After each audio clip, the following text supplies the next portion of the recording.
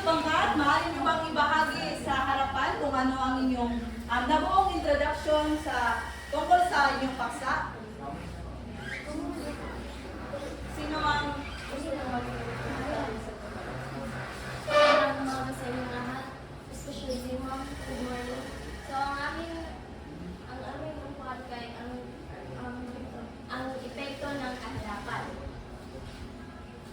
So, sa amin, ang epekto ng kahirapan sa ating lipunan ay walang sapat na gastusin at maraming hindi nakapag-aral dahil sa kakulangan ng pera o walang trabaho. At walang sapat na pagkain at walang sapat na trabaho. Order to Ma'am. Okay, maraming salamat. Bigyan natin natin kung bagsak ako ng pangkat.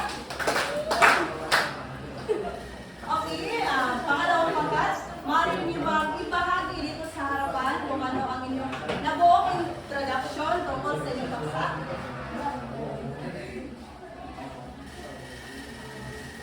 Magandang umaga sa inyong lahat. Sila si Ma'am. So, dito ako sa inyong harapan pagbahagi ang aming na-research tungkol sa aming issue sa lipunan na climate change. So, alam na natin na sa panahon ngayon, climate change ang pinaka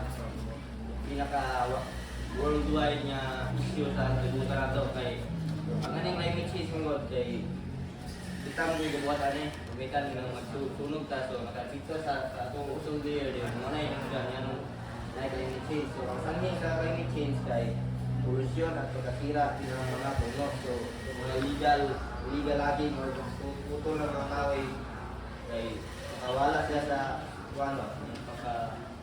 hindi na ma-absorb ang carbon dioxide kaya wala tayong mga kahoy. Ang bunga o resulta nito ay sobrang init at mas malakas na bagyo o pagkasira ng mga praning at panganib sa buhay ng tao dahil sa climate. Okay, maraming salamat. Bigyan natin ng tatlong bagsak ang pangalawang pangkat. Pangatlong pangkat. Magandang umaga po sa inyong lahat at ako si Evelyn Prudence. Ako po ang representative mula sa Katulungan.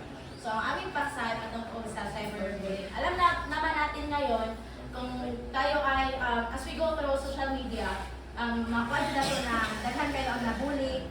Tungod kay, maybe, ang sa sakit sa tao is, once na makakita sila o isa lang yung makasayo, muna na ilang banatan.